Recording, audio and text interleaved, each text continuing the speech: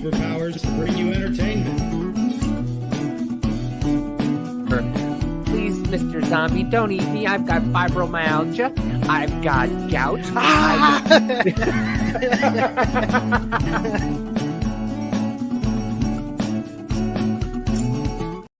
What is happening, everybody? Welcome to the Business Party Podcast, and we have another guest on this episode, Aaron from I Had to Say It. What is happening, man? Good evening, gentlemen. Thank you for having me. Hi, Aaron. It's not like we just had a 15, 20-minute conversation where... Nice to meet you, bro. Nice to meet you. Yes, I have that effect. How y'all doing today? It's lovely to see you. Good to see you, fine fellas. Yeah, Hell good to yeah. see you too. Finally, put the face to the gorilla face to the name. Yeah, that's actually a long story in and of itself. That goes back to the days of my misspent youth. Just I don't know if it's a local thing, but it's just or maybe not. I don't know, but generational, whatever.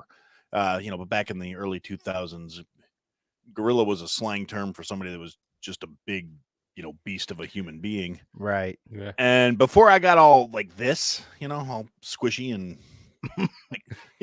I used to be intimidating. Now people think I'm jolly. So it's like, like I bet you he smells like cinnamon bread.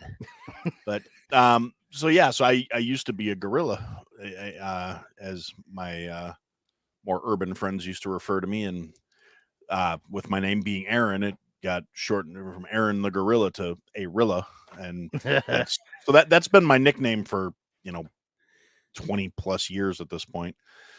And so when I decided to start my show, it was kind of a running joke of it should be a gorilla with a microphone, and then so I kind of sketched something up. And I'm not the world's greatest artist, and I've actually gotten a couple cool logos that other people have made for me where they're like, here, if you ever want to use this, and I'm like, you trying to say my logo's crap? Right. What are you trying to tell me? And they're like, no, dude. I'm just. I was messing around. And I'm like, I'm just fucking with you. I know my logo's crap. I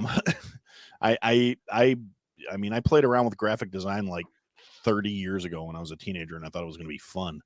And the technology has changed a whole lot. So I'm like, I'm not adverse to other people going, here, I made you something cool. And I'm like, I bet you I could figure out how to do that if I had 10 or 15 hours to invest in playing around with graphics. Yeah.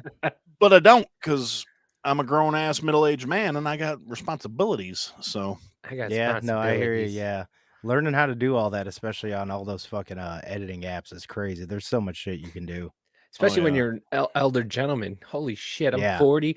I remember putting stuff together like it was nothing. Like I was like, I'm going to go in business and just start putting desks and radios together. And now I'm just like, Madison, Cody, I don't know how to use this app. Can you tell me, how do I put a face on somebody?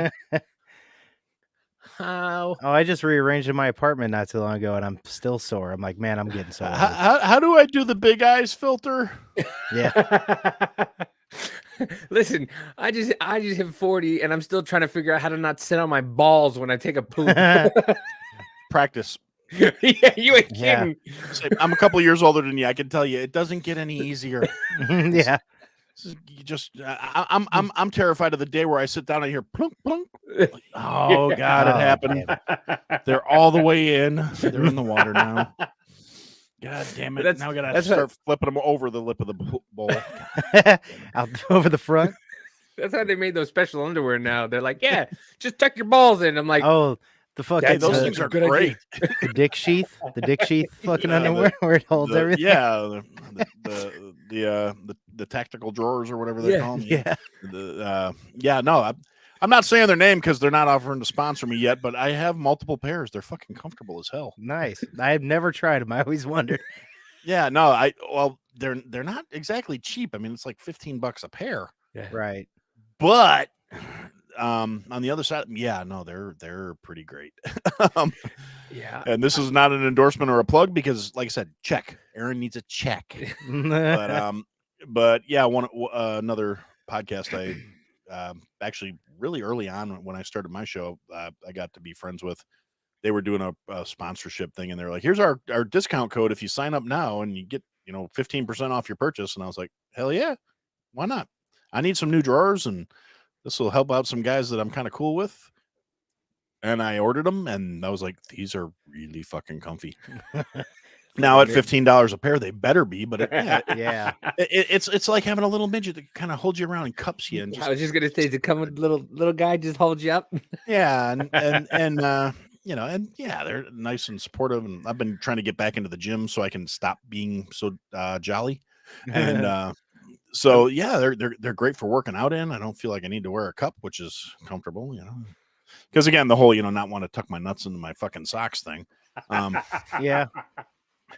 Remember And when underwear was like 36 for $10? Yeah, right? Right. You know, like 37 pairs of tidy whities plus a bonus one for $8.95. Yeah, Right. you just like, that one's a little too brown. Let me just throw that one out and It's just like wash them. Why? No, I Just have, throw 'em in the 80 trash. pairs. and now you got a little blood and fecal matter. You're like, I got a couple another years with it. Yeah, they're all right. You know, the elastic still kind of stretches in this side. Listen, I come from threads. Yeah, I come from a not a poor family, but my parents were what we call Nuyorican rich. So they had a giant, TV sound system, and us kids would sleep on the floor and had a futon, and my parents thought that was a bed. So That'll do. yeah, so I didn't know you could buy pillows until I was in my middle 20s, early 30s. And I'm like, wait, you could just go buy, your pillows don't have to be brown and crusted in order for you to you just buy new ones. Looking like a Civil War bandage and shit. Yeah, like I think I still had underwear Wow. from my wedding day of my last marriage. I was like, wait a minute, yeah, you can go buy a pair of underwear, right? And I'm like, oh yeah, and keep reminding myself that I can buy, like, I got these Prince of Thieves underwear. Oh man, I got them on sale too. Oh, I have some of the Pair of Thieves. Yeah, I Yeah, have a Pair of couple of Thieves. those. Yeah, they are pretty Those- good, but those are expensive too. Yeah. I mean, Yeah. but, thanks, Joe. Thanks, Joe. Thanks, That's a Joe. sign we're getting old, that we can have a 15-minute conversation about Dude. the best $10 best pair underwear? of drawers we bought. Yeah, Oh, you know, yeah. they cost a little more, but you get that extra cup, and it's These like a happy little dance for your nuthers. It's fantastic. Oh yeah. these fucking kids don't understand. They don't understand. Like I used to. I was the same way, because I'm like, these old people, blah blah blah, and now I'm like, I bought a new drawer for my goodies on the side, and I'm like, ooh, it was only $15. Woo! Oh, yeah. And I'm like, and I'm all excited about that. I changed my room around. That's why you see a head over here.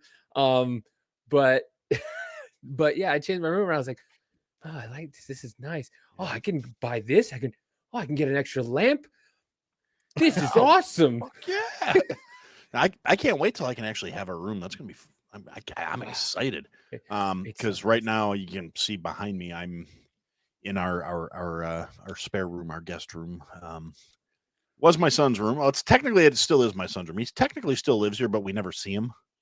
So it's like, Right. I mean, now, and so just to give a frame of reference here, because I did allude to the fact that I'm a middle-aged guy.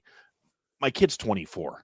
I've taken a lot of shit in the last few weeks because I don't think about the fact that, like, yeah, I'm a younger parent, but I'm getting up there, so I don't think about myself as being the younger parent. So when I talk about my Right. kid, like I was talking about, oh god, what the hell's the name of that game?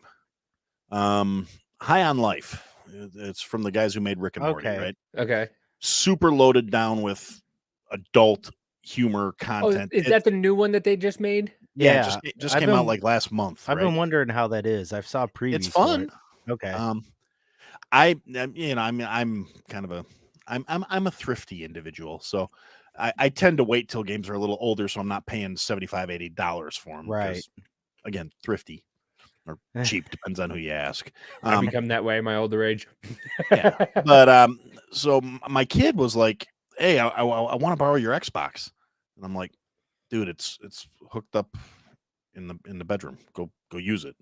He's like, "Well, no, I want to bring it over here," because he basically lives with his girlfriend. I mean, like I said, he's technically still lives here. He still gets his mail here. He still resides in my house Right. on paper anyway. I see him like Saturday, That's about it. I mean, when you know, he needs to be fed. Mhm. yeah, or you just do a load of laundry, grab some groceries out of the fridge, and goes and then fucks off. Now, all this preamble is leading up to something. So I was talking to a couple people on a chat thing, and the subject of this game comes up, and I'm like, yeah, I'm probably play it after I get my Xbox back from my kid. He borrowed it because he wants to play it, and I get like 3 people jumping my shit. Like, dude, you can't let a kid play that game. What the hell's wrong with you? What the hell kind of parody? And I was like, stop. My kid's 24 years old, for fuck's sakes. He can do pretty much whatever he wants. Yeah. Oh, dude, no, 24. What the? And I'm like, yes, we were young when he happened. Okay. Sorry. I mean, when he was growing up, he kind of enjoyed it because, like, most of his friends, speak of the devil, most of his friends were like second or third kids of older parents. They were like the youngest child of 3 or 4 or whatever. So their parents were all old, and they would come over here, and like me and my wife are in our, late 20s, early 30s. And so, I still play video games. His friends were all like, dude, your dad's got all the games. And my kid would just be like, yeah, but he's not going to let you play them. And they'd be like, well, why not? And it was like, well, he's something about, we're 12 and it says M on the game, so we can go fuck ourselves or something like that.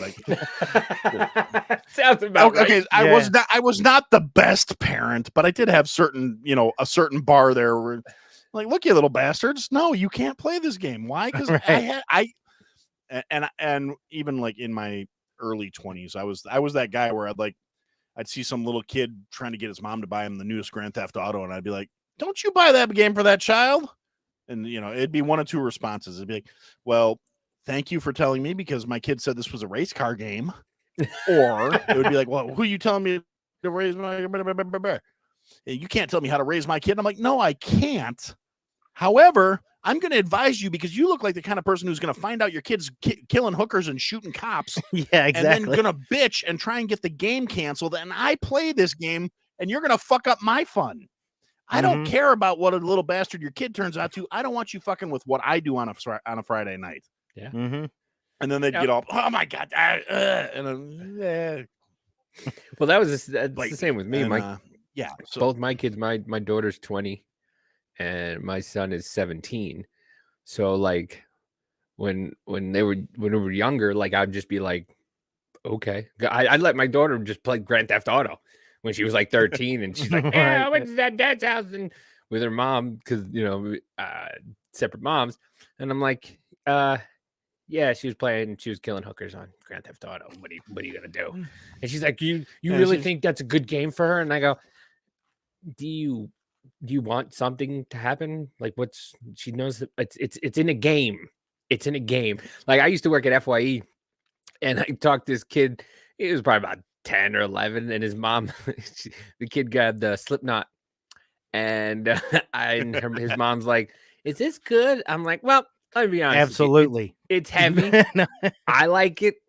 I think it's good." I wouldn't even say shit. If he sits there and there's a couple curse words in it, listen, he gets it out just by listening to it. Just it's fine. And she bought it, and it was great. It was Iowa, and I was like, "Oh, geez, yep, that's a good one." Yeah, that turned out awesome. Yeah, oh yeah, probably. Yeah. I don't even know. I need the young, probably Machine Gun Kelly now. I don't even fucking know. I don't even know half these we can kids. Thank you for that. Thank you. Probably. Oh, yeah. Now he's fucking Nerf gun Natalie. The way he's fucking looking at it's fucking ridiculous. What is going on with these kids now? He looks like he should be in Black Swan right now with the fucking glitter and all that shit that he had on. Did you see that shit? It's terrible. Oh my God.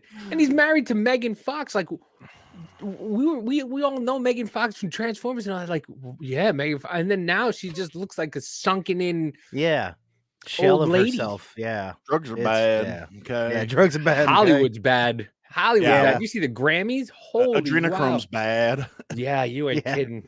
What the hell happened to Madonna's face? Oh my God, I have theories, and none of them are nice. Oh my God, I know. I'm waiting for somebody to make a meme with like the dude from that's a elephant boy or whatever. Like, Yeah. Yeah, the guy from Mask. yeah, Mask. Yeah, I'm waiting Rocky for like Dennis. a meme of him be like, I have a sister now, and it show her. Dude, Mom she says I look looked like a lion. Yeah, no, I can't even. That's a whole. I could go off for 3 hours about that. You get this massive insecurity, a desire to stay relevant, and it's not like it's new with her. We should have gotten this woman counseling 10 years ago when she was like, "Oh, look, I'm still edgy and hip. Look, I look like a little raver chick because that's what you guys are into now, right? I'm still a pop princess. I'm still the material girl. Bitch, you're 50." Yeah. And it's like, and I say that with all due respect towards anyone who is not a delusional fucktard, because realistically, I mean, there are so many other examples of dude. When I get on a chair, age. if I get on a chair, I say to myself, "Motherfucker, you're 40, getting down." Like she has to realize when you get to a certain age, you're just not. That ain't it anymore. And she's got millions. Like, why? Like, you've achieved it. You've achieved it. Why would you do that? But I mean, there's certain ones that can still keep doing it and whatnot. It's just with like whatever's up with her. Like she just can't even like talk right. I've seen her like it's just weird, man. Well, like on her interviews she's got and like videos 15 and pounds shit. of filler. Her head's not even the same shape anymore. Yeah. No, I mean, listen. Sorry, not all everybody. Not I think I everybody lied can and be talked J-Lo. over you. It's not everybody can't be J-Lo. I mean, No doubt, right? But like, I mean, age gracefully. I mean, so a lot of older women. Oh my God! Speaking of J-Lo, did you see Ben Affleck's face in the fucking Grammys? Oh, he looked like you. Someone said he's drinking again. Oh, after that, I would be. but after that, I would be. As he was sitting there, he's just like, I want to fucking kill myself right now. But there's a reason why they tell you He- don't go he back had with that- your ex. Like, did not learn the first time after she ran through a whole dance squad. Mark Anthony had twins with Mark Anthony, went through A-Rod, and now all of a sudden she's like, hey, Ben, you want to get back together? Sure, let's do this again. Let's try. Maybe not. It'll work out much better this time. Yeah. Meanwhile, she's over there collecting engagement rings like Thanos, and right. Dude, it's crazy. Right. But they all just trade. That's the thing. It's like they all trade each other like collecting cards. Yeah, that's what I know. Yeah. And it's like, yeah, no, the sanctity of marriage. What? The sanctity of what? You guys can't talk. Oh, yeah, we're going to do a rom-com, and we're going to fall in love, and we're going to live happily ever after. I want a movie after the happily ever after where the bride runs away with this guy that she's madly in love with, and then now she can't talk to her family. She can't talk to his family because the whole family just paid for the wedding and she just ran out. That's what I want to see. It would be called reality. Yeah. I want one where like the bride's banging with one of the caterers in the fucking closet at the reception. The groom's in the corner crying somewhere.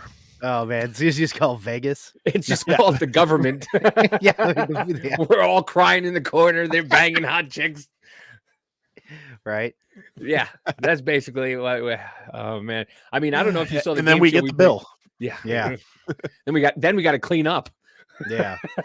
I don't know if you saw our game show last week, but that was fun. That was real fun. Shit. Where MSNBC, I guess it was 5 years ago, they ran what certain things meant, but yeah. So apparently, cuck means a lover of fat women. It does? That's what they thought then. And SJW is stingy Jew. Yeah. Oh, they're so far off the mark. Yeah. But it just shows you how out of touch they are, doesn't it? Doesn't it just like they have no idea? Well, even then, because you said it was what, 5 years ago? Yeah, it was 5 years Even ago. then, none of that meant that. Nobody thought that it meant that shit. Like, are you serious? Come on. I'm pretty sure cuck has meant cuck since like the fucking 1800s. I mean, it's not a new term. No, it's not. It just came more No. into the lexicon and shit now because it's just getting used more. I mean, Because there's more cucks now. you ever watch a That's just Western a- movie where the prostitute goes home? I mean, come on.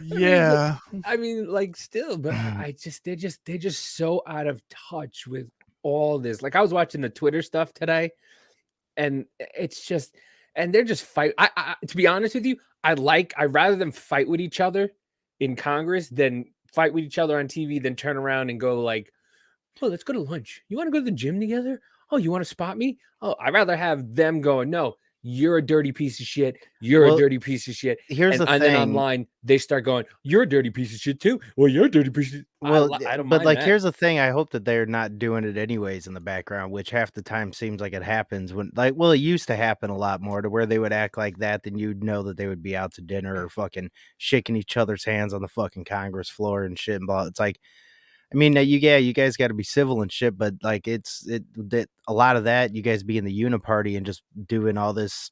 Yes, we'll just pass whatever bullshit has gotten us where we are. That's why we need a little bit more of like being shitty to each other. Actually, fucking show up and do your fucking job, what we're paying you to do. Well, get back to the founding fathers days. They used to have the fights on the stairs of I Congress. was gonna say we need political fight club. Yes, each other's asses. Like, I want to see somebody out. I want to see somebody out there calling out like fucking Mitch McConnell. Right? That would be great. I would pay pay-per-view. I would $99.95. Mitch McConnell going up against some freshman incoming senator. Fuck yeah. Who's like 35 and does triathlons, to stay in shape, or does CrossFit. It's like if there was like political fight club, you would have guys checking out at the age of like 40 probably, unless they're in incredible shape. Because like, I mean, it just like, and that would be the thing though too. People would say, well, then socialists are getting, yeah, okay, maybe one would, but your policies better hold up because somebody's gonna stand up and whoop your ass if they suck. Yeah, they're gonna beat your fucking ass. It's like, I propose a 98% tax. Front stairs now. Front stairs now, bitch. Right, we're gonna fight about this. I just had a bug. Yeah, I was gonna say, whoa.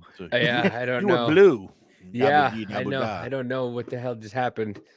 But what the hell? Like Davey's getting hacked. Yeah, I know. The internet is just so screwy today. I'm trying to find the picture of I mean, I could just Google it. Yeah, I wonder what was going on with Twitter earlier, because like whenever I was trying to message you about your email to get on here, I couldn't message a bunch of other people couldn't. Obviously, nobody could that I knew of. And people were saying some people's tweets couldn't even go out and shit, but now all of a sudden it's back.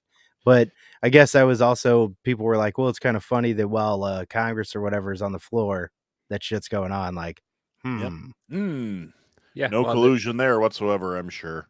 Right? Yeah, while the people are talking about Twitter's down. Don't know what's going on there. But yeah, I okay. Just saw something. I was like, huh. Yeah, like what's her face? Clear your search history, sir. Marjorie Taylor Greene yesterday when they're like, she's like, yeah, and he's talking about Joe Biden being a liar and yelling at him and stuff like that.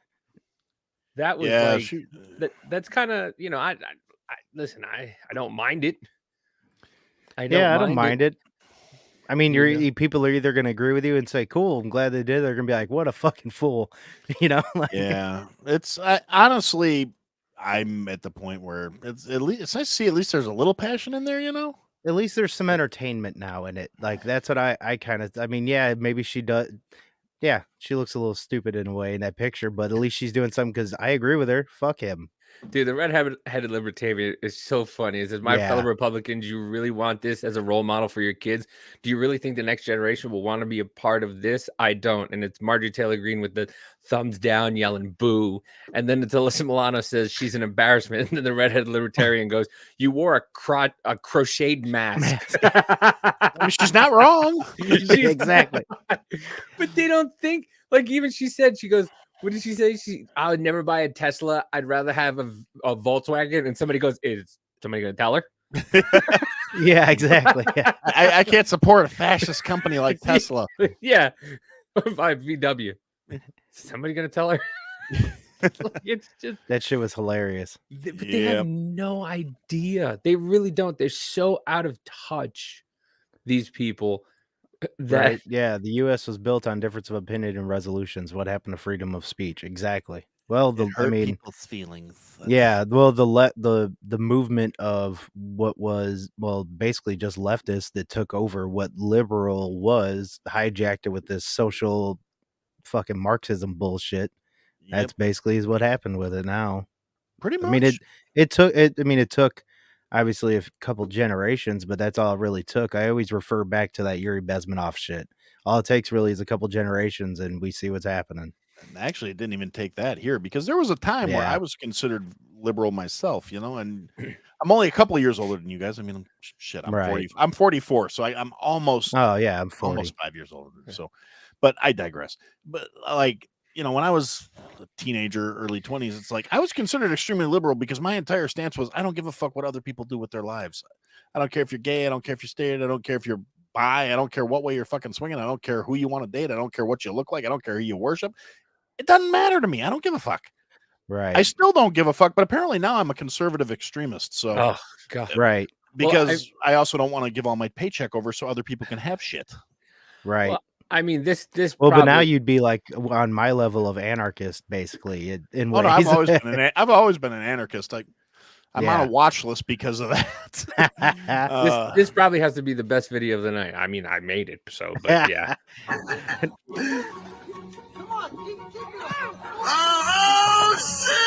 Like, what is that? Yeah, dude. Is Like- that a little close or what? Oh my! Like, I thought I saw that, but like, really? Yeah, I mean, he was probably like, hell yes, at least I'm not kissing Kamala now. Yes. yeah. I mean, this is like, it's like kissing Madonna. well, yeah, but you got to figure Jill's breath probably tastes like pudding and is used to tasting cock. So This is true. He's a cuck. He's a serious cuck. Oh But- man. yeah, I mean, these people are just. Like I always said, I don't care. I don't want to watch two heterosexual people make out in a bar or a restaurant. I don't want to watch I don't two even guys. want I don't to want two girls. watch anybody make out No, I don't. in public. yeah. Listen, I don't care. Two girls. Don't tell me. I don't want to see it there because Well- then I'm gonna walk around awkwardly. Yeah. I'm gonna walk around with a limp. Like, Yeah, I'm pretty much with you. I'm just a miserable bastard. I don't want to see other people being happy. That's all it boils down to. Yeah, me. right. I too. Oh, look, they're so in love. Will's right. The U.S. was built on difference of opinions and resolutions. What happened to freedom of speech? Yeah. You have the right to say whatever the hell you're supposed to have the right to say whatever you want. And, Well, And- what was I think it was WEF again, WEF. They've obviously been trying to curb free speech, but no, not WEF. It was old boy Roth, talking about, what did he say? The paradoxical,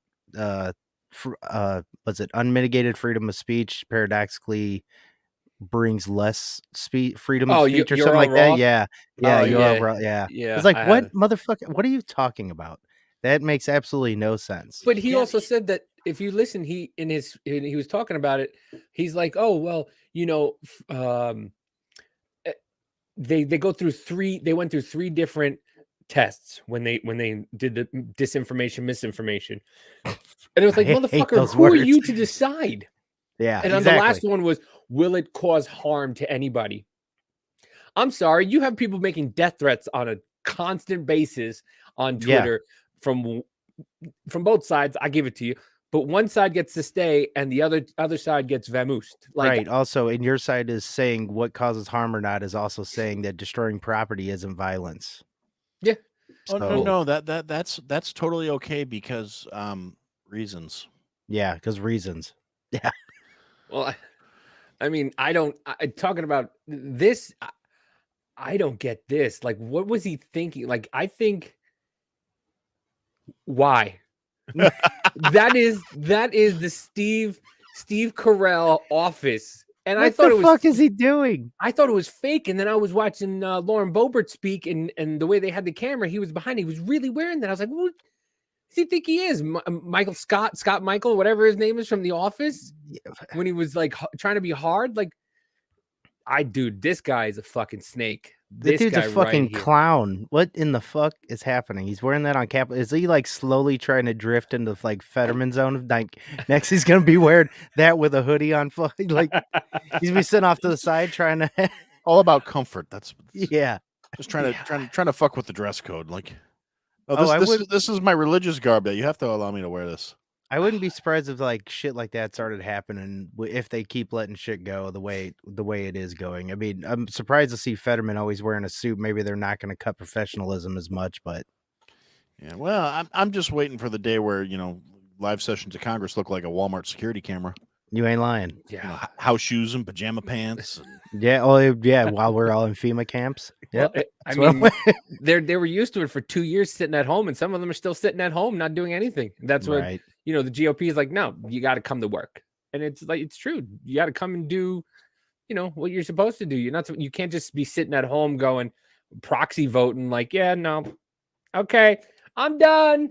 Work's Mhm. finished, kids. Like, no, go. This is what you got voted to do. Oh, voted and to like do. the fact that anyone can vote present, Yeah, period. Like, Yeah. no, fuck you. We're paying you to make a decision. But this is you- what, you have to go on record as having had an opinion. Otherwise, what the fuck's the point of you being there? Yeah. Exactly. so this is what Mr. Roth said.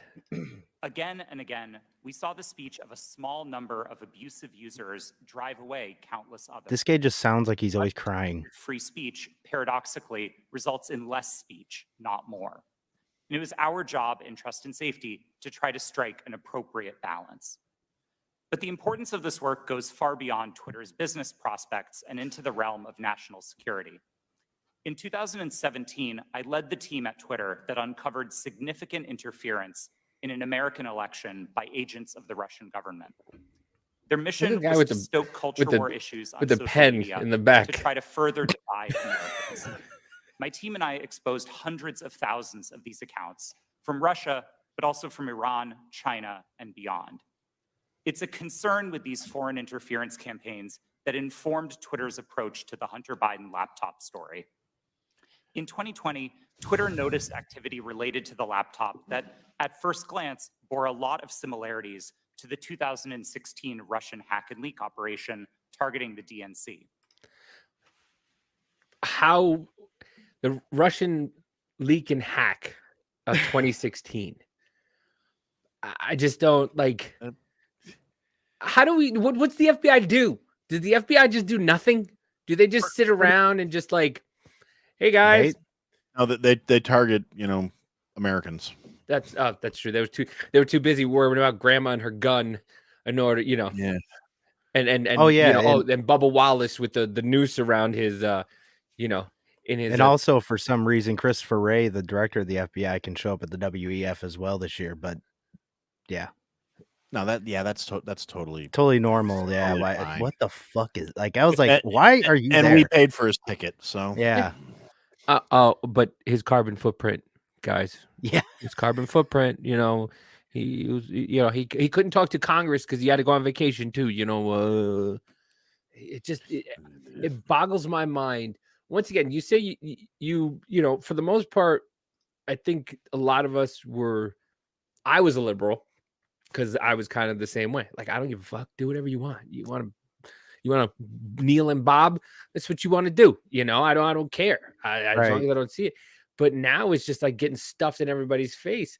Like our buddy Will over here had an issue with his kid's school forcing the transgender issue yeah, which is fucked up.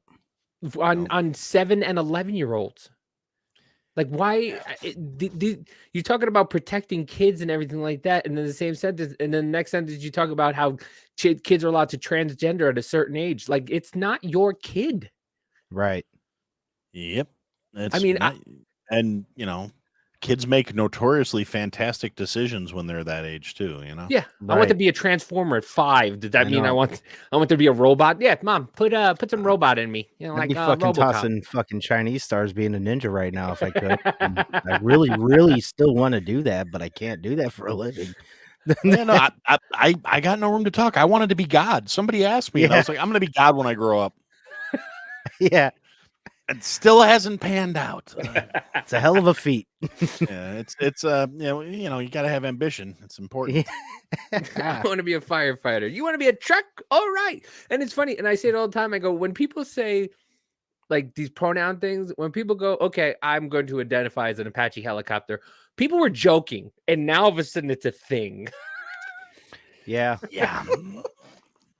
My biggest issue with that, I mean, as a general rule, I don't give a fuck. Be whatever you want. Like I said, I really don't care. Nobody. There are very few people in my life that matter that significantly where whatever they think about themselves is going to fuck up my day. However, my biggest problem with that is if you're using proper grammar and proper sentence structure when you're interacting with people, that shit shouldn't even enter the conversation because pronouns are for talking about a person, place, or thing, not to a person, place, or thing. Exactly. Therefore, it's irrelevant what I refer to you as if you're not involved in the fucking conversation. Right. Well, but my problem is like how you put it is like if I'm talking to you and you want me to say they, you're only one person. Well, yeah, I'm Yeah, gonna that's refer to why you- I'm I'm like, going to refer to you by your title, your name, or fucko. Those are Yeah, pretty much my three yeah. go-tos. Why I just call Exactly, everybody 'cause, like, asshole? well, like whenever people start saying they or that, like all, it's like, so you're just saying you have multiple personalities. Just say that. I'm fine with you just saying that. I understand that more because then I'm not confused. Have you ever been talking to somebody and just called them by their name? Like, hey, Aaron, Aaron, when Aaron was telling me about the story about him being a cook, then, Aaron, no, nobody does that. So why am I going to do it? And why am I going to call you whatever? Right. It's just like, and it's the same thing with like, with anything like you got two friends named Dave. Okay. Or you got three friends named Dave. You got a Puerto Rican Dave. friend, a black friend, and a white friend. They're all named Dave. And you go, yeah, me and Dave were hanging out the other day. Which Dave? What's easier to say? Dave, he's 6'3". He always wears a blue shirt. Sometimes he wears green socks. Right. What? No, I'm gonna be like Black Dave. Dave, White Dave. You know. Yeah. They, them, Dave. Yeah. All Them of them. I was Dave. hanging out They with all Dave. of them. Dave identifies as all three. So me and Dave went down to the other bar the other day, and they were over there just doing that. Who was over there? Dave. Who's on first? Third Right. base. Dude, I watched that the other day, and that is still funny. That in the 28 when they're doing the 20 divide that by 3, that's 28. Holy crap, you're hired. Those are still, I still was fun. That's still hilarious to me. I love those things. Well, that's because that actually requires a little thought. And it's still funny because it's still true. I mean, Mhm. But somebody would Or say it's racist. Well, somebody'd say it's racist because it's in black and white and not color. It's like, wait, what? They only had black and white TVs back then. Yeah, man, it still should have been in color. yeah, no, I at one point I think I did tell my kid that they didn't invent color until 1968.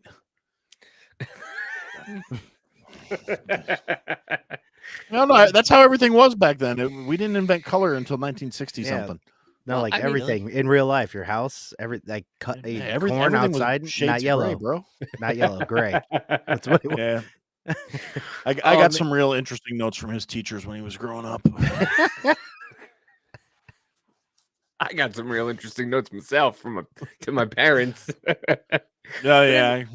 It's just, dude, I've gotten into watching old commercials. Remember, we used to think commercials were such like, you record a video and then you're like, some were just gotta great. skip through the commercials. Some now I commercials are watch- awesome. Yeah, I watch old commercials on YouTube, and I'm like, oh, remember those? Oh, Oh, I remember that.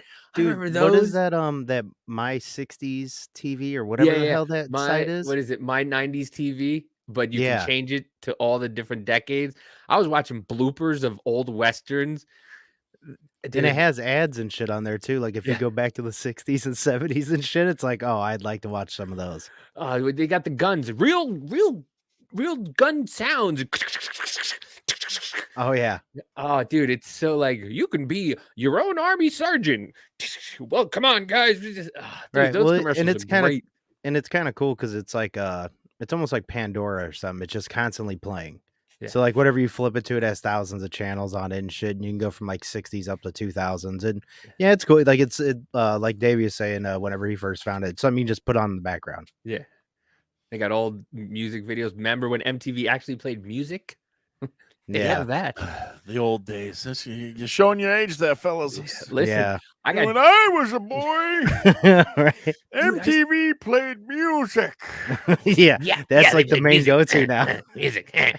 What is this crap? Who is Anya? On your face, huh? On your Get on your knees, lady. Yeah. But yeah, I started buying DVDs again because like they're taking stuff out of it. All these digital things, they just remove stuff.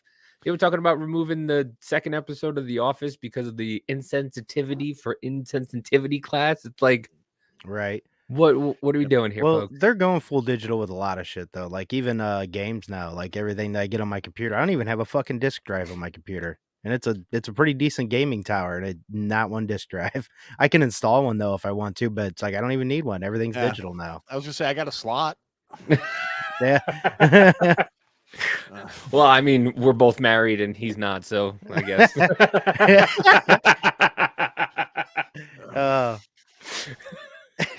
Oh man. But yeah, so I don't know if you want to tell everybody your profession or anything like that. Oh, I think I might have already mentioned it actually. Yeah. Or was that before we went? That was before we came on, yeah. I don't remember. I'm senile. Yeah. No, I'm a chef, just to put it out there. It's like that's where the fluffy helps, Like he's jolly, but I bet you the food's fantastic. Dude. Yeah, correct. I had the Damn right. surgery. I had the surgery for my stomach. I was 350 pounds. Let me tell you, a steak doesn't taste like a steak anymore. I'm like, oh man, I used to be able to cook and all these flavors, and now I'm just like, hey, I'll have 3 fries and Oreo cookie. Right, I was gonna say because you can only eat so much to enjoy it. You only get a couple bites, and you're like, oh, I'm about full. Yeah, one of my really good friends that I went to culinary school with, he was a very large gentleman, and like 6'3" 6'4", and like 525. I mean, dude was huge. Mm-hmm. And just wonderful human being, great guy. Loved him to death. Unfortunately, passed away right when the whole Rona outbreak started. And damn, I have my theories about that one too. But he had gotten the gastric bypass and lost like 300 and some odd pounds. Like he was down to like 260 or something like that. I mean, yeah, dude was. He did not look the same. No. Right. Like he was one of my groomsmen in my wedding, and I was just like, bro, you lost like a whole me. What the hell? Right. And yeah, but yeah, that was one of his things too. He's like, it's kind of hard being a chef when you can't really eat shit. I'm like, yeah, makes sense. Yeah, which is why I'm back in the gym now, trying to get lean and sexy, because I don't want to have to take the surgery option, just because like I like what I do. So yeah. I'm too old to start over. I mean, I know people that do it, but yeah, no. Did you study anywhere cool? Like, have you gone like? Did you go overseas or anything like that, or just not for that? It was a weird weekend in Thailand, but I kid. No, I've just I went to school here in Illinois. Went to a good program. Did my time, did my dues. Just been working in food service in one aspect or another for like pretty much all my adult life, and right on. it just like I said, did the grind, got married, family, all that fun shit. That kind of restricted things too a little bit, because it's like, I can't be picking up and running all over the country chasing jobs if I got a wife and a kid to think about. Because True. This is true. I made my wife a promise. I wouldn't keep moving the family, because Like a place kicker. yeah, kind of. It was like laces out. Right. But little footballs. But yeah, so I was like, until he's done with high school, I will try and stay in the area. And I'm like, I live a little south of Chicago, so I'm like close enough where I could commute to the city if I needed to for work or whatever. And I actually kind of did take a slightly different route. I went into like campus services. I worked at colleges for most of well, about a third of my career, working at local colleges, and worked at like Marquette University for a while. That was the one time we moved. We moved to Wisconsin, then we came back to Illinois. So like I got restructured. I my job went away, and they're like, "Well, you're the low guy on the totem pole. Have fun." Oh, awesome. Thanks. I just renewed my lease, you bastards. You throw the garnish on the Elios, like, bam, there you go. You guys got it. There you go. Enjoy your food, you fuckers. Yes, basically. And then I went into corporate services, so I'm like, I'm still close enough to the city. I'm good. And yeah, which is an undertapped market because everybody hears chef and thinks instantly like, restaurants and all these TV shows and movies and Gordon Ramsay. I tried out for Hell's Kitchen, oddly enough. Oh, really? That I sent in an audition tape and was not selected to come to Hollywood and try and get on the show. But I don't know if I just came off as too competent and I wouldn't make good TV. I don't know, because when the first season of Hell's Kitchen came out, I was working. I actually was working for a while at the culinary school I went to as a student, and I was kind of like a teacher's aide in my early 20s. And a bunch of the other students were like, "Dude, I'd love to see you on Hell's Kitchen. I'd love your chef yelling at you and you just being you." And I'm like, because particularly in my younger days, I was kind of a hothead.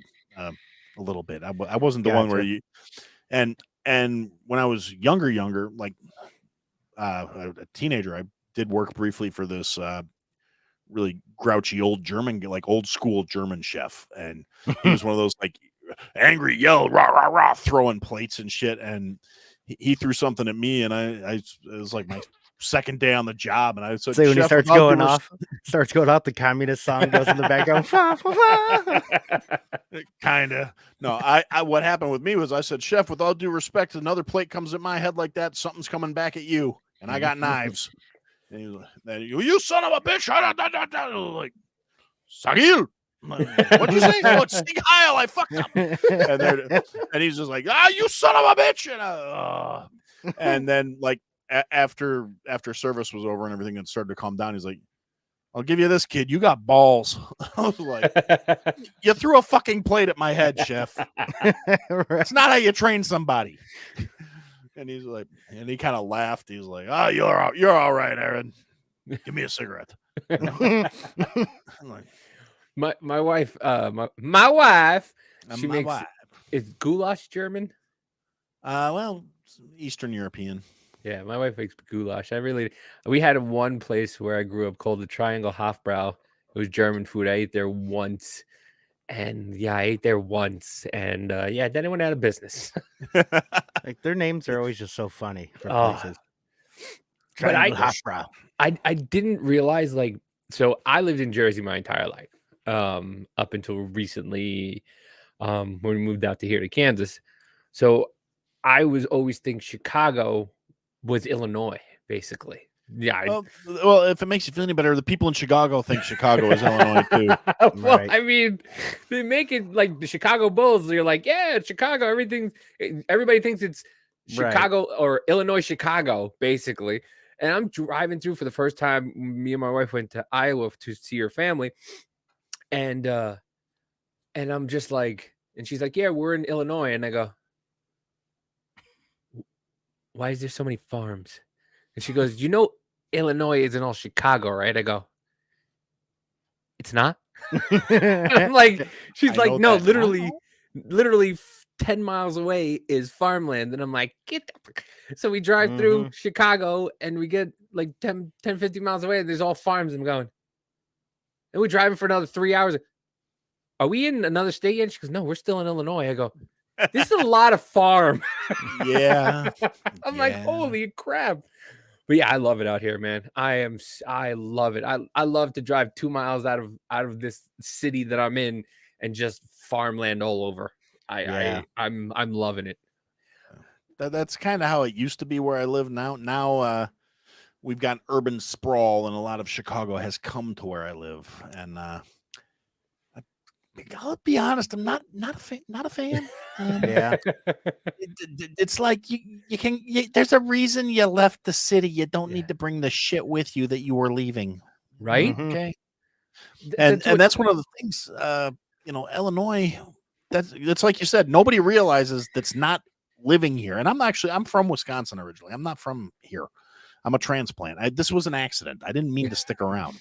I came down here to go to culinary school, and I wound up getting married, and fuck, that was 20 years ago. But nobody that's not from Illinois realizes that, yeah, it's a lot of farms. There's a lot of wide open spaces. There's a Yeah. reason they call it the flatlands.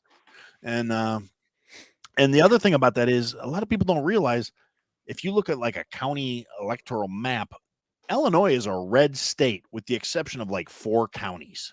Yeah. And those 4 counties flip the entire fucker thing.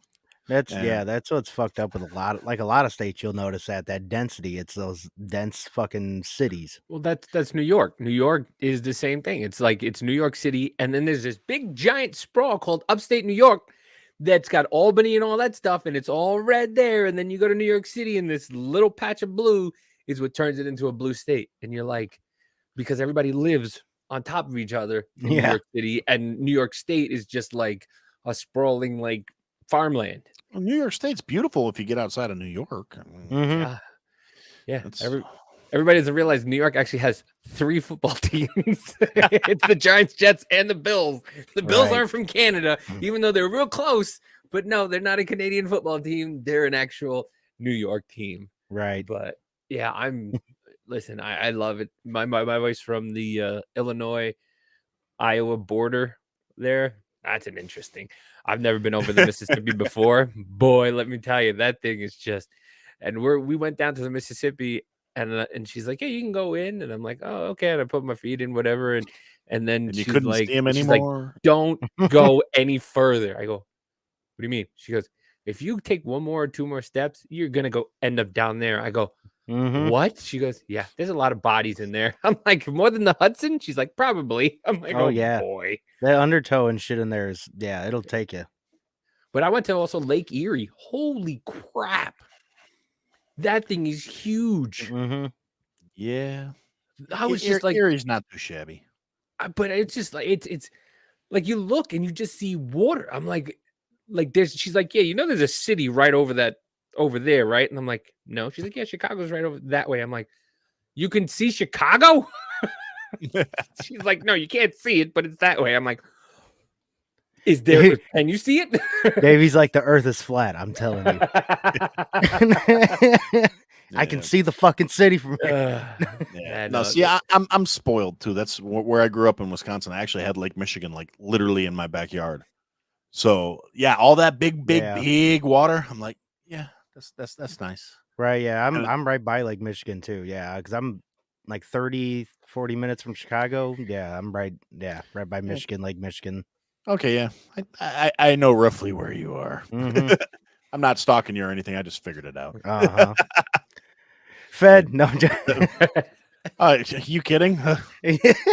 I just got a thing for bearded guys. It's so big. I hear that's a Chicago thing. Well, Actually, I heard it's a Atlanta thing. Holy wow. I did not know that. I did not. I would have got tricked in Atlanta if I went by myself one time. I got told by my barber. He's like, "Yeah, because we were talking about before I moved here, I was in Jersey." He's like, "Yeah, you ever go to Atlanta?" I'm like, "Not really. I've been to the airport." He's like, "Good. Stay out of Atlanta." I'm like, "Why?" He's like, "You ever been tricked before?" I'm like, "No." He's like, "Stay out of Atlanta." You don't And want to I'm- be. And I'm gullible enough, like, "Yeah, come on, let's go. You want to go to this club called High Boots? Yeah, let's go to a club called High Boots." yeah, well, man, Oh, I don't man. judge, Mhm. But yeah, no, that's yeah. So I found out a couple interesting places I didn't know that I was going to be so popular at when I first moved down here, and I would go to Chicago with a couple coworkers, like, "Hey, we're going out to this bar. You want to come with?" And again, being young and like I said, I don't give a shit. I'm not judgmental. Yeah, sure, I'll go out with you guys. Let's go get some drinks. And I get to this bar, and all of a sudden, I got like 4 or 5 shots lined up in front of me, and this is from that guy over at the where the fuck did y'all take me? Followed shortly thereafter by fuck it, shot's a shot. I mean. I was like 22 and broke. Yeah, no. You're like, fuck it. I'll play the meat tonight. Let's do it. Listen, free booze is free booze. Hey, Boy, $20 is $20, but You right? Wait, kidding. Johnny Walker Blue. That guy really likes me. I went to one tranny bar. I guess we can. I don't know. That's what we called them back in Jersey. But I went to one, drag show. That was it, drag show. Went to one drag show, and I knew exactly what it was like to be a woman at a bar, because it was just like you said. They just kept buying you drinks and buying you drinks and buying you drinks, and they're looking at you. And like, I was very uncomfortable in the men's room. I was like, where do I look? Do I look straight ahead? Do I look down? If I look down, what do I do? I can't look up. I can't look down. What? Just finish already. Just pee. Dude, just finish. Just hurry up. I gotta get back. Yeah, see, I'll be honest. My experience was a little different because I made a point of being like, yeah, nope, I'm a breeder. I mean, doesn't matter how drunk you get me, I'm not gonna take a crack at it. I'm sorry. And for the most part, a couple awkward conversations, but for the most part, oh, that's great. It's love that you're here, sweetie. And I've been to some great drag shows because I didn't see any 12-year-olds, so it was fucking awesome. Because it was just a bunch of people having fun, and I was like, fuck it, I don't care. And like I said, a lot of the time, just because I was there and I'm being cool and I'm not judging anybody, I got to drink for free all fucking night. Yeah. And in my early 20s, again, before I got all squishy, I was still like 285, 290, but I was also like wearing a size 28 jeans, so I was like, I was a big walking slab of meat, basically. Hell yeah. Because I had like, when my brief stint where I got out of food service for a little while, I was working for like 2 men in a truck moving shit 12 hours a day for 6 days a week. Right. That will keep you in really good shape. Yeah. So I moved down to Illinois, and I'm just, hey dude, how's it going, guys? Or yeah, I bounce on the weekends. How'd you know? Her. And so like I said, I get a couple of these waiters that are like, hey, we're gonna go to this club in the city. You want to come with? Sure, why not? And so I get to the go to all these different drag shows and the different gay bars, and nope, sorry guys, hey, I don't judge you guys, have fun, whatever. I'm not going that route. You're gonna have to, maybe if I get blackout drunk and I don't know what's going on, you might have a shot. But I'm Scottish, so I'm Scottish and I'm from Wisconsin. You're not getting me. And challenge accepted. Like, all right. Right. Open a tab. Let's do this. Unless you got cheese shots, I ain't getting nowhere near the inebriated. Yeah. But yeah, dude, that was probably one of the funnest times I had, though. Like you said, they're just having a good time. They don't care. It's a fun time, and they're just throwing words around, and it's fun. They have a fun time. The only thing now is like they want to, some of them, because I'm not all of them. Some of them want to include kids, and it's like, dude, it's not. And well, you guys take them to Hooters. That's not the same. It's not the same as Hooters. At Hooters, the waitress isn't lifting up her skirt and slapping you across the head with her tits, but unless it's your birthday, maybe. But even that, Hooters too. They stand around and they start clapping. The girls don't want to touch you at Hooters. No, they don't. They're going to talk shit. That's what they're going to do. They're going to go in the back, and you see those 3 neck beards at table 6? Oh my God. And then they're going to go, hey, cutie, how you doing? Oh, can I get you some more wings? Oh, I'm sorry, I can't get you another beer. It's 2 pitchers per table. Yeah. Not that I've been cut off at Hooters before. Multiple. I got cut off at not Lone Star. What is that? Outback Steakhouse one time. He's like, yeah, you guys are drinking too much. I'm like, dude, this is our second shot. What do you mean?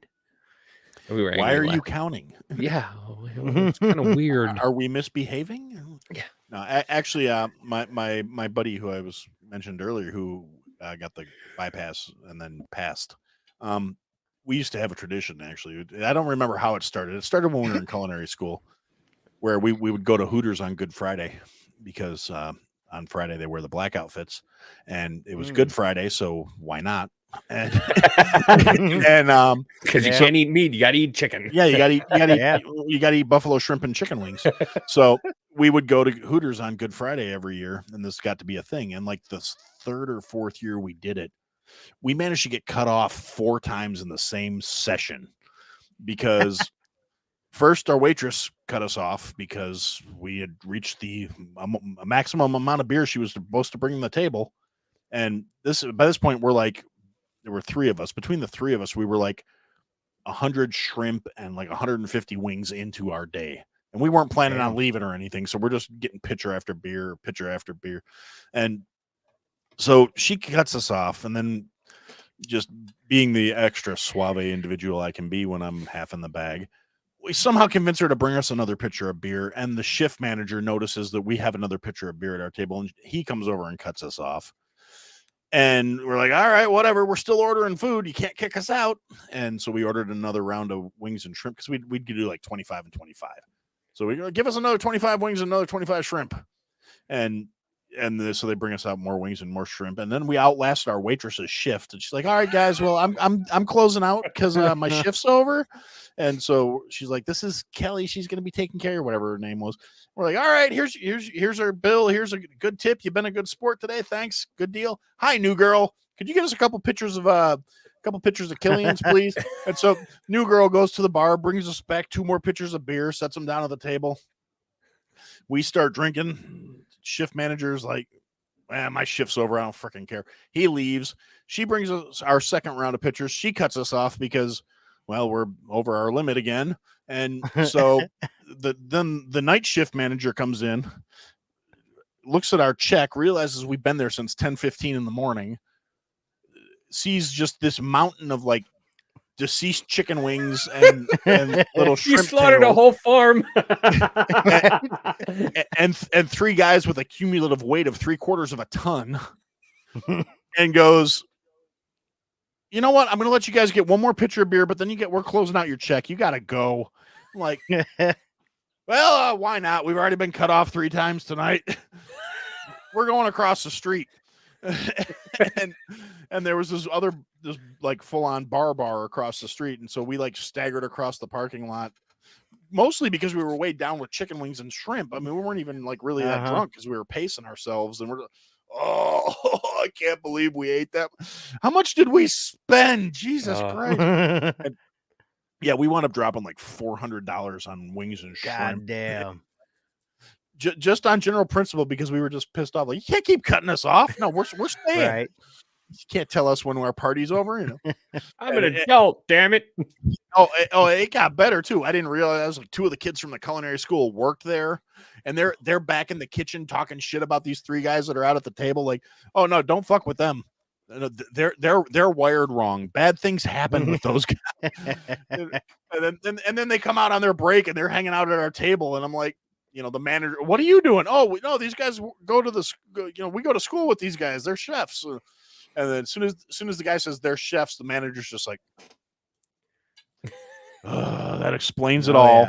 Yeah. And he goes back to his little spot in the corner and just watches us. So like, we're not here to cause any trouble. It's Good Friday. Yay, Jeebus.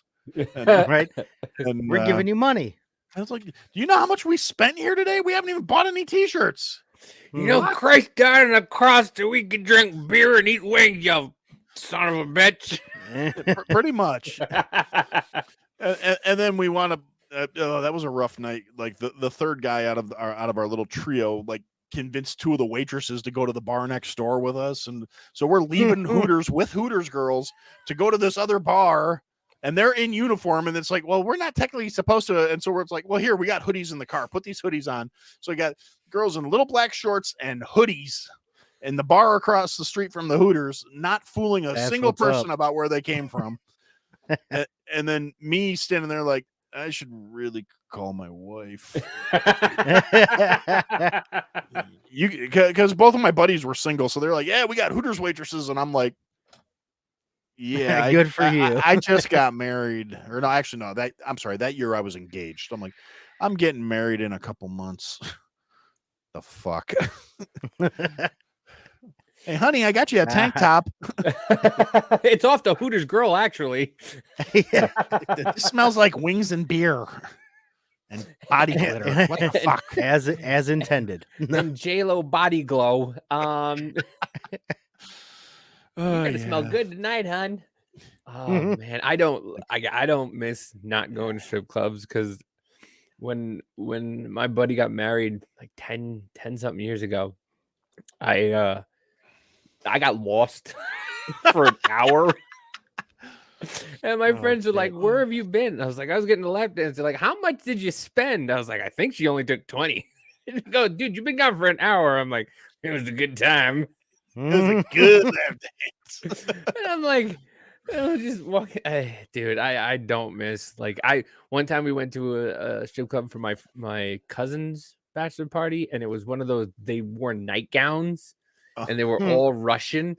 So I took $1, I cut it in half, and I rolled it up and I put it in her thing, and she came back and she threw it at me, and then we got thrown out.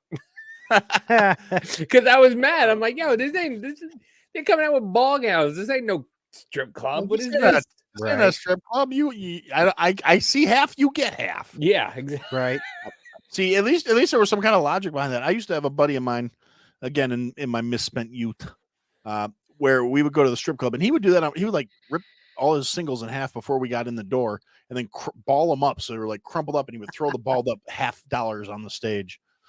Damn. And that's not the worst. I had some really degenerate friends. That's not the worst one. The worst one, actually, it might be my kid brother. My kid brother pulled out a handful of change and threw it at the ugly stripper and said, "I'm not making it rain. I'm making it hail." Oh. He's like, your money does jiggle. It don't fall. Here you go. I was also that friend. So where I used to live, there was this they call it the stripper graveyard. It was where strippers went to to die, basically. And this guy we were talking to, and there was like pool tables and stuff like that, and on the pool chalkboard he'd write a number, and it was a 3-digit number. And one day one of the waitresses came up to me and goes, why do you always put a number on there? He goes, "Yeah, that's the age of all the strippers that are here coming by." She's just like, "That's so wrong." I mean, you're not totally wrong. You're probably off by about 5 years. I was like, that's the greatest thing ever. And they were old. They were old. They had no teeth. This is in the back of the woods. And I was just like, yeah. And then they would always, them clubs. Yeah, they would always tell you, buy the bottle, never buy the draft. And like, why? Just watch. You won't see them. They don't clean the spigots or nothing like that. So always buy the bottle. It was so funny because they would come up to you and we'd buy our buddies lap dances, and we'd pick up the worst one. And it was just dude, there was this place in Hammond where I grew up. Like, it was right by an industrial zone. It was called Wiggles. It was like, man, that fucking strip club looks like it's straight out of Grand Theft Auto. I am never going to that motherfucker. I feel like I will walk out with something that I don't want.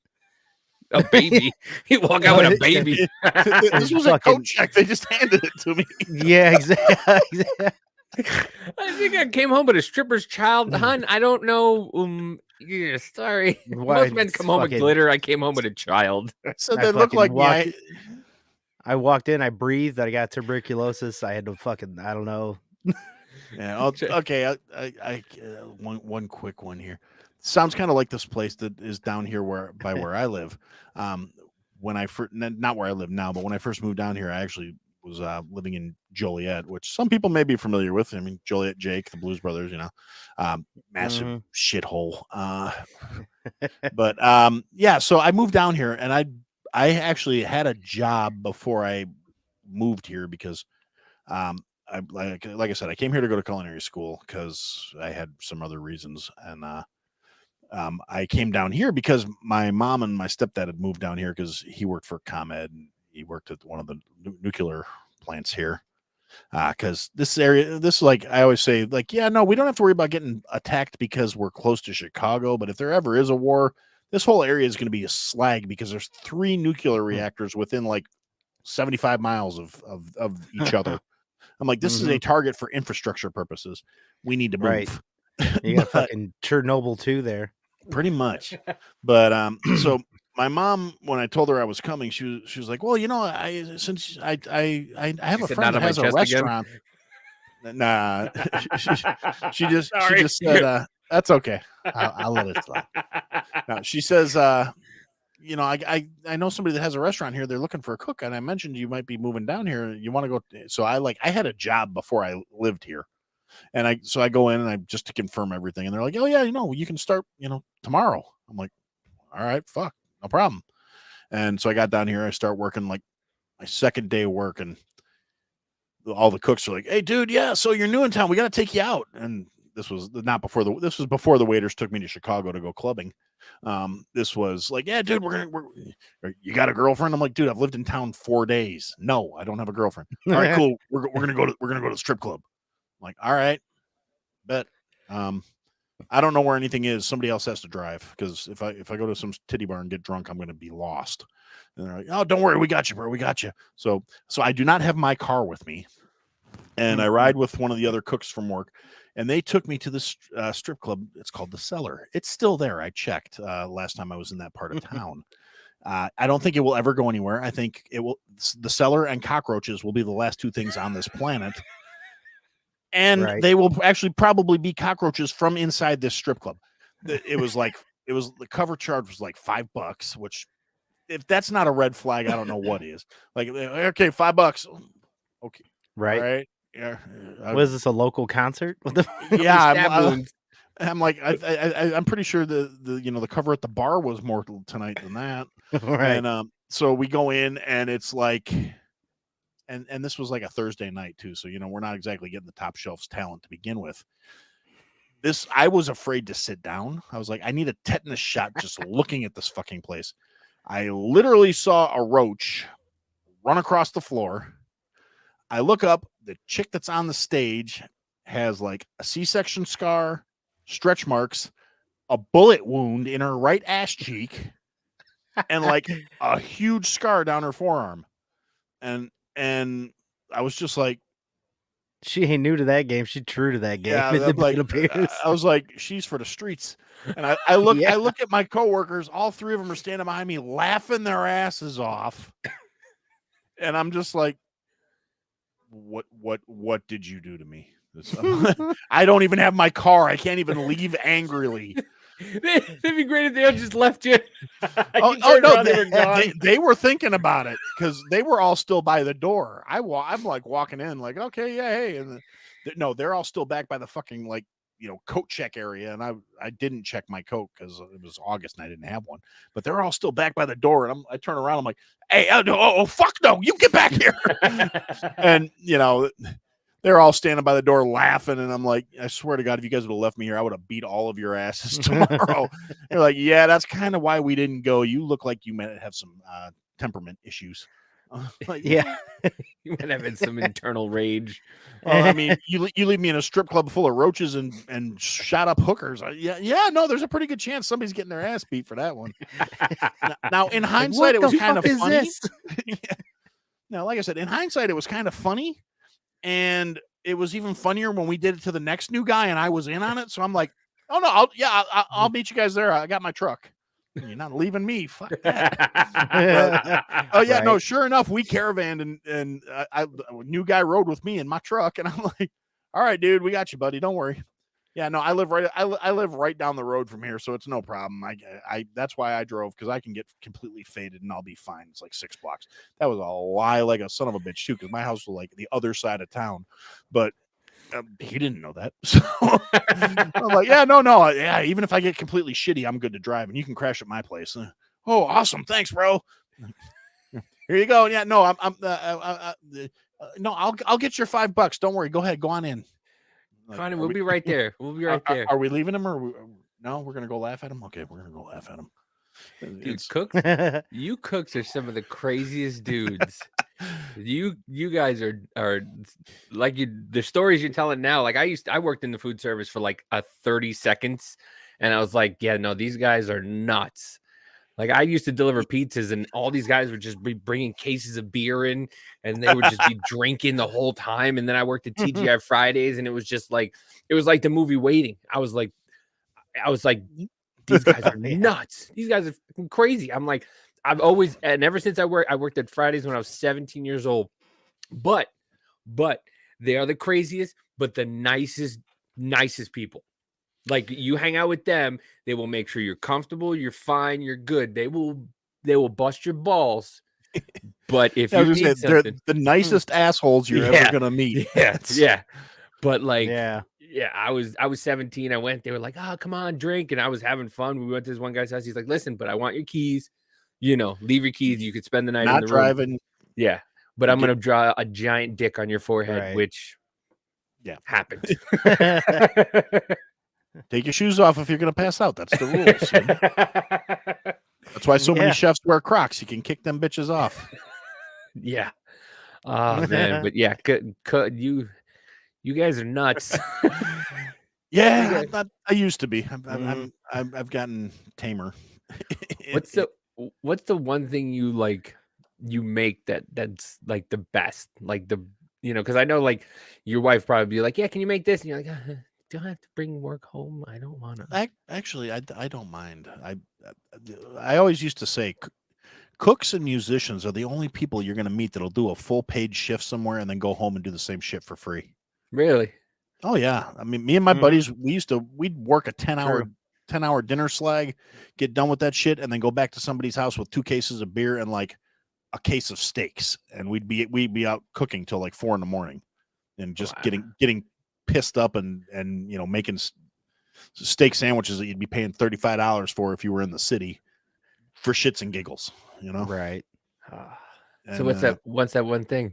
Oh Lord, it depends on the mood I'm in, really. I mean, I'm a pretty wicked barbecuist, for being from the Midwest, at least. I mean, hell yeah.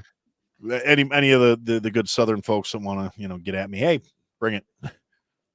Please, I'm not afraid. Please, I want to try some. But dude, I forgot we're like by St. Louis and stuff like that, and I'm like, oh, barbecue, like they got some good barbecue out here. Oh yeah, no, they definitely do. And I mean, but then like in my family wise, like yeah, I'm from Wisconsin. My dad's family is like Cajun, and it's kind of funny. Like I learned to cook kind of from watching my dad, because God bless my mom, she could not cook. She still can't cook. 60-some years old, can't cook a fucking lick. I love her dearly. She's a sweet little woman, but she's a nightmare. So I learned to cook from my dad. Well, my dad learned to cook from his dad, but my dad was also a Navy brat. So my grandpa was this little Cajun dude who raised his family in like Hawaii, Guam, California, and Okinawa. So my dad grew up in the Pacific, and you can't tell because shaved head and all that shit. But like my dad is this big Thor-looking motherfucker, blonde hair, blue eyes. He's 70 years old, still has 18-inch biceps. The guy's a monster, and he can cook his ass off. And he grew up eating like Pacific Cajun fusion before fusion was a thing, because my grandpa would cook food, or my grandma was a hell of a cook too. But so that my dad grew up eating shark steaks and all this hell yeah Pacific Islander food. And then so he comes back to the Midwest because he was at Great Lakes Naval Base, meets my mom, bada boom, bada bang, here I am a few years later. And so I grew up eating all the shit my dad cooks because my mom couldn't cook. Literally the only thing my mom could cook was like chicken casserole, where she'd take a bunch of chicken, pour a can of cream of mushroom over it, throw it in the oven for 2 hours until it was dry as shit, and then wonder why we were complaining that we were hungry. And y'all love your casseroles out here. I'll tell you that right now. Your casseroles and beans. I do love beans. I can't argue that, but not casseroles. I can take or leave. I'm not. That's not for me. Yeah, I'm not a big casserole fan. It's like meh. Yeah, I think that maybe it's a generational thing. Maybe it's because like we grew up eating it, so now we're like hard pass. I ate rice and beans and pork shoulder my entire life, and everybody's like, sounds good. I'm like, yeah, it's great. until it's Wednesday again. So like casserole, my wife makes a green bean casserole. I'm like, green bean casserole? It's time for casserole again? Let's eat another one. You got another recipe? My wife does the crock pot, and she'll crock pot all day, and I'm just like, yeah, let's go. More food. Is it rice and beans? Shit. No. Okay. Whatever. Give it to me. I don't care. Yeah. I love my crock pot. I will admit that. It's hell yeah. It's nice to be able to just throw some shit in it and leave. I get home, food's ready. Like, well, exactly. I got one of those too. Yeah. And depending on what you're making too, like you can just cook it and leave it all day, and like you just have food for 8 hours or something. Yeah. I get home from work and dinner's ready, and it was nice when my wife and I were both working, but she's gone back to school, so that's her primary focus right now, and she's got a little side business she's starting. But so she's home now more during the day, so she's been working on making meals and stuff, and that's nice. I mean, she's gotten better.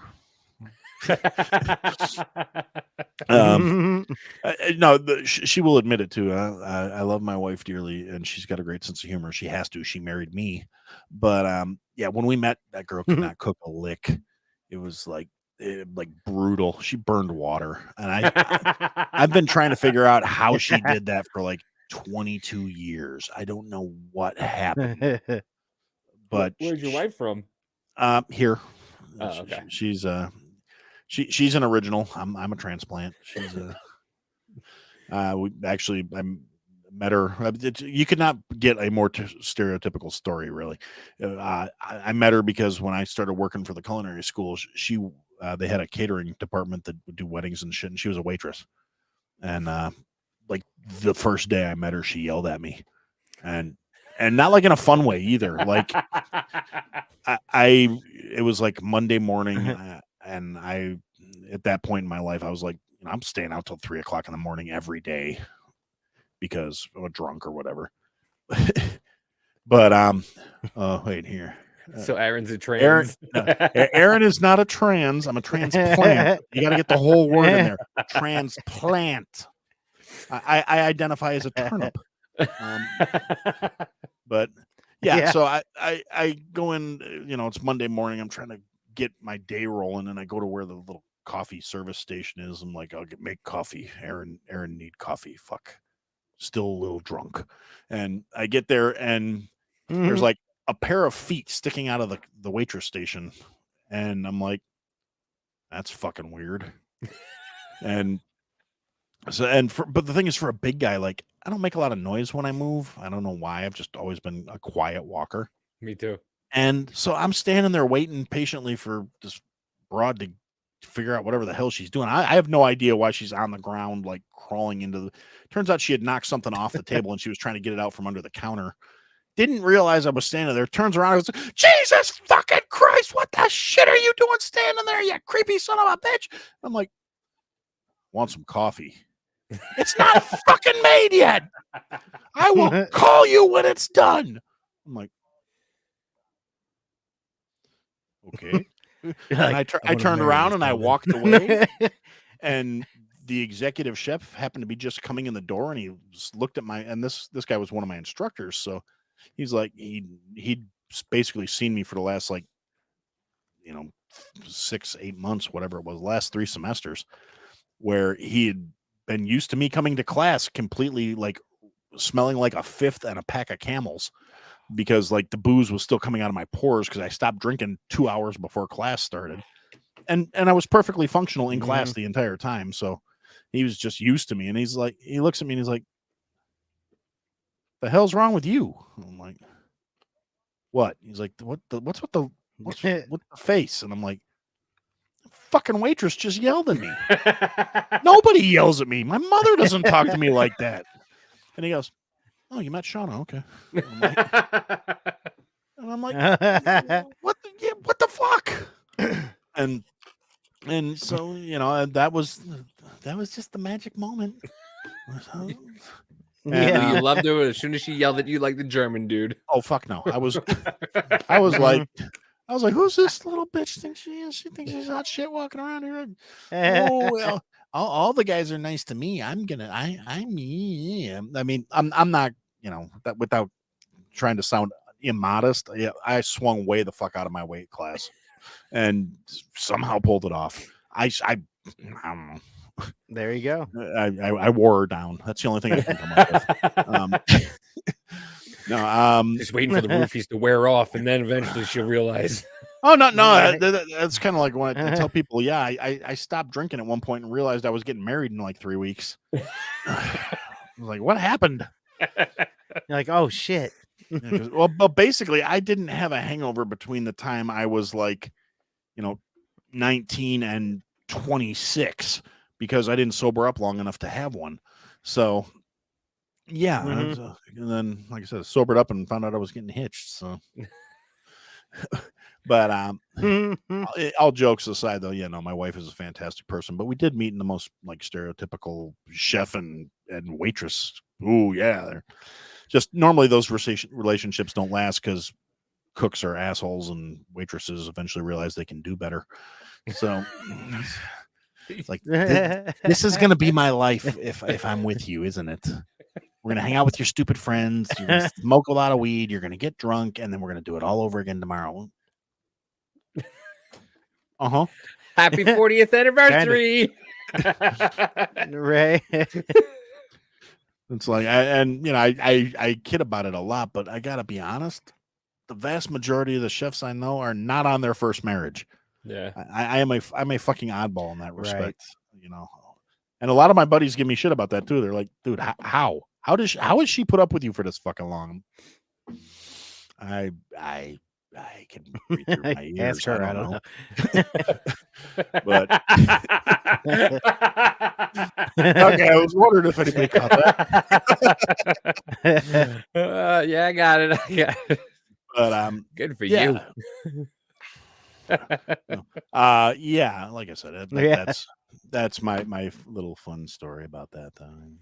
Listen, it works. I met my wife on TikTok. Both of us were going through a divorce, so no harm, no foul there. I mean, listen, I love my life, man. I'm doing this, talking to you, business partner over here. It's like you never know what life's gonna take you.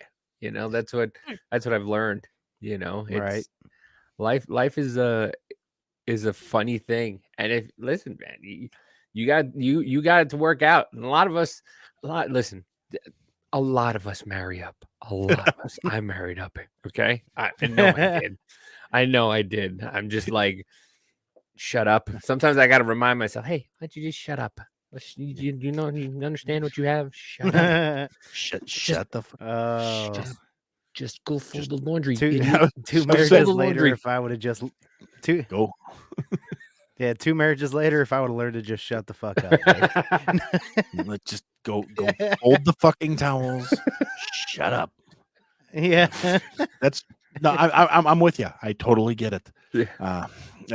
Because I got that. Actually, that reminds me, I got to go fold some fucking towels when this is over.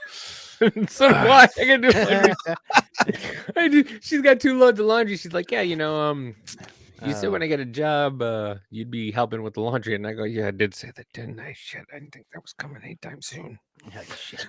Okay, I guess I'll go fold. When are you gonna fold? Later after the show. We'll get it done. Yeah. Well, and it's even worse because due to my own just fucktitude, when I got laid, I got laid off for COVID. That's how my podcast got started. As I was fucking bored. And there was more to it than that, but that's the Cliff Notes version. But I got furloughed, and they were like, "Oh yeah, you're only gonna be off for a couple weeks, so it shouldn't be too bad." So I'm like, "Hey, fuck, a couple weeks. I got a paid not a paid vacation, but I'm on vacation, and I did use my vacation time at first too, because I was like, well, it's only gonna be a couple weeks. Fuck it." And so I like remodeled our bathroom, and I got like a new linen closet towel thing, and I'm like, to get the towels in there, you have to fold them really specifically, or they don't fit. I got nobody to blame for this but me. And then on top of that, we Don't got you hate all when new your towels. Don't you hate when your mouth speaks before your brain actually thinks of what you're gonna say? Hey, babe, you want me to make you a linen closet? What the fuck did I just say? Did I say Yep. that out loud? Shit. Oh no, it gets even better. So my wife, God love her, she is great at like interior design and arrangement and stuff. Like you can kind of see in this room. I mean, it does not look like I decorated it because there's actual like decorations and shit. Now, like the file folders hanging on the wall, that's all me because this is my desk now. So I'm like, I have to organize shit. But no, like the art and the like coordination of the bed to the wall and all that. Yeah, that's no, I have nothing to do with that. So she's like, okay, you know what would look really nice with, and I, she picks out the tile and the paint and all that shit. And our towels just look, they don't match with any of this shit. And so we have cream towels and we have these earth tone towels, like brownish, rusty. And so in the towel rack, they are alternated. So it makes the pattern because my dumbass went, you know what would look really cool?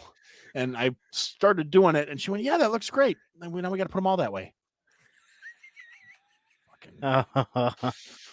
And so, of course, I have this fantastic rack of towels, and then I have like the one towel I use because I don't want to have to keep refolding all these fuckers.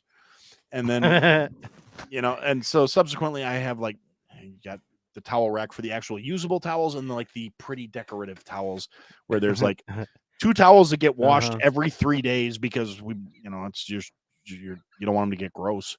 I mean, theoretically, if you actually wash your ass thoroughly, your towel should be kind of cleanish, but it's still got moisture and damp, and you're still sloughing off skin cells. So, I got like me personally, I'm like every 3 days, I'm throwing these bitches in the washing machine and then taking them out and putting them back on the rack, so I don't have to refold the towel rack. I know exactly. That's why I'm almost crying because I'm like, I've been there. I know that exact feeling. And again, nobody to blame but me. It's like, good job, fuck mook. Yeah, you really delivered on that one. Yeah. Now, on the other hand, the bathroom looks nice. At least I think it does. And I put in a nice walk-in shower with like the wall jets and shit. I mean, for a chef, I'm actually pretty handy with a hammer. And and a lot of YouTube videos, a lot of fucking YouTube videos. But YouTube's great. YouTube University, man. Yep. I swear by that. That's how we started, kind of doing what we're doing. It's like, how do I do? Okay, let's go to YouTube. How do you start an LLC? Okay, and you start this and then this and the bank. Okay, and then you do this. But yeah, YouTube's great. My wife fixed my wife fixed my door of my truck. She broke the window. I'm not gonna say it out loud because I might get beat. But yeah. So and then she went and looked it up and ordered the parts and then put it together. And I'm like, you can do that? She's like, yeah, it was easy. I'm like, oh, okay. Yeah, that's my wife loves to send me links to YouTube videos. Now, what do you think about this for the kitchen? Fuck. Did you click the link? No, I'm at work. No, you're not. It's 6:30. I'm working late. You're sitting in the driveway dicking around on your phone, aren't you? No. Ah, shit. I love you. Yeah. Listen, the things we do for women. The things we do for women. But this was great. I mean, we were going to talk about political stuff, but your stories were so much better. Yeah, this is way better. Fuck Twitter, fuck everything else. Yeah, sorry, I should have warned you guys. I have a tendency to derail everything. Listen, we don't. We told you Hey, it's just fine. bullshit, and I'd rather talk about strippers and drinking and cooking than all this other nonsense that's going on. Yeah, it's nice to forget about the nonsense every once in a while, isn't it? But you know what it is? It's like, and I try to remind myself nowadays, like, while you're in it, enjoy it, because when you tell the story later on, it will be funny. So when when I'm annoyed at something and I'm trying to I'm frustrated, like I'll remember later on, I'll try to remind myself that like in 2 weeks, and my wife does it too. She goes, this is only temporary. In 2 weeks, we're going to laugh about this. And I go, you're right. And then 2 weeks later, we start laughing about it. But, but if you don't do the things and you don't have the story to tell, did you really live? Yeah, I completely agree with that. You know, if you Right. wouldn't have a story about seeing a hooker with a bullet in her rear end. You know, it's like listen, in the moment you're like, you Right. son of a you mother, and then later on you're just like, yeah, I got the story about I went $5 in the hooker and I turned around, the guys were about to leave me. You know, so it's always you Uh-huh. gotta always remember the story later on is so much better, but while you're in it, you're just like, okay, take a breather. Right. It's gonna be okay. And that's what, you know. Mm-hmm. But yeah, but I would thank you for doing this, man. We really appreciate it. Thank you. That was Yeah, thanks for coming on, man. A pleasure. Thanks for having me and putting up with my my nonsense. we got to have you. We need more hooker stories. Well, honestly, I don't Yeah. have that many hooker stories. I mean, I've got a lot of stripper stories, but none of them were full professionals. Well, And again, I don't those judge will- even if those they will, are. those will do. Listen, Uh, sometimes the girl's got to make that college I was money. just- well, although like Right. in context of that, I should tell you the one about my wife and my high school reunion. That was a great story. You can't just we Well, are close and you leave no, that nugget this is out? how I get back on the show. Listen, No, man, you're yeah. welcome anytime. Actually, I can do this one in like Hell really yeah. quick. I promise. It's like a Go ahead. 2-minute story. Okay, so when I took the job working All right. in Milwaukee, my wife and I moved up to Wisconsin and we brought our kid. But the the first weekend we were moving into our apartment, we left him with Grandma and Grandpa in Illinois so we could get everything set up. It also just happened to fall on the same weekend as my 10-year high school reunion. So we didn't want to go to the actual reunion because, but the night before they were having a like pre-reunion meetup at the bar, right? And so we decided to go to that, and it's at this very large bar that's right on the state line between Wisconsin and Illinois. They big venue. They have like small scale concerts there and stuff. I mean, like like Whitesnake and Vince Neil and shit like that, and Mhm. so they had this thing, and like it's a 2-story building or 2-story bar. And from the upper deck you can see down to where the stage is and all this other shit. And the whole upper section is reserved for my 10-year high school reunion party. And so we get there and we go in. It also happens to be ladies' night, so where ladies are drinking all you want, all you can drink $5 for a wristband. So I buy my wife a wristband, and I'm like, "You are gonna be. I'm sorry, babe, you're drink bitch tonight because $5 and we can both drink all night. You just got to keep going back to the bar." So she's my God bless her. She did not so much as blink. She's like, "Got it." I'm with you. Hell yeah. Good call. We're not spending money. Fuck yeah. I mean, no, we're definitely cut from the same cloth. God bless her. And like I said, my wife is objectively a very good looking woman. And like I said, supposedly, depending on who you ask, including me, way out of my league. And this is we're in our late 20s at this point, like 27, 28. And so we're having a good time. She's dressed nicely, but not like stupid or anything. She's wearing like jeans and a sweater, and nothing provocative, nothing particularly tight, nothing revealing. And so we're having a good time, throwing back drinks and all this other shit. And she goes off to go to the bathroom, and she comes back from the bathroom looking mad as shit. And I'm like, what happened? What did I do? Did I do something? What did I do? Yeah, and like I'd introduced her to a bunch of my friends that I hadn't seen since I moved to Illinois, but they were all there and we were all catching up. And she would like hit it off with a couple of my female friends and a couple of my buddies' wives and shit. Like they were all getting along. Everybody was having a good time. And she's like, "Is there something I need to know?" I'm like, "Why? No, what?" She's like, "Well, I was just coming back out from the bathroom, and this guy felt the need to come up to me and go, 'Hey, don't take this the wrong way, but are you a stripper?'" And I went, "Who? Which guy? Why?" And she's like, "Well, it's somebody from this reunion, and I'm assuming he knows you, and I would like to know why he thinks I'm a stripper because I'm here with you." And so I proceed to make things worse because, of course, I did. I was like, "Well, don't take it the wrong way. Take it as a compliment. He thinks you can make him a living by being naked." That was the wrong fucking thing to say. And like immediately, two of my friends' wives are both like, "Ooh," and I'm like, "I fucked up, didn't I?" And they're like, "Good job, Aaron." And I'm like, "Okay, how do I backpedal out of this one?" And I'm like, fuck it, full speed ahead.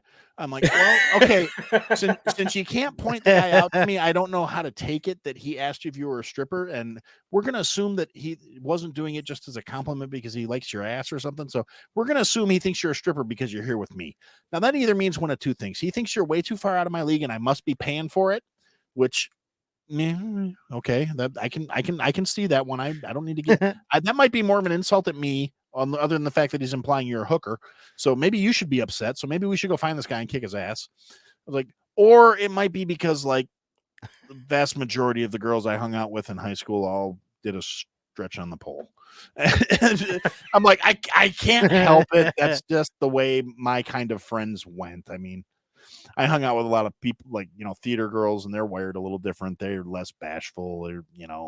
They're natural entertainers. And she's just like, everything you're saying is making this worse. Well, it's 2:30. Let's go to Denny's, guys. All right. And we were on our way to the bingo parlor and shut up. Stop. Yeah. Oh, we're gonna go to Ho Chunk and we're gonna go to the casino and run the tables tonight. No, we're not. Going to Denny's. Fuckers. And honestly, that was God, what? 16 years ago now, and I still don't know who the fuck it was. I swear to God. Anybody from Kenosha that happens to hear this, whoever asked my wife if she was a stripper, you guys, you owe me like a 6-pack at least. For fuck's sake. I lost a quarter inch of hairline because of that shit. Oh, don't you love it that we just keep going deeper? We don't just go, let's shut up. We just keep going. Well, maybe you're not making any better. Yeah. I know. Well, I already got the shovel. The hole started. Let's see how deep this goes.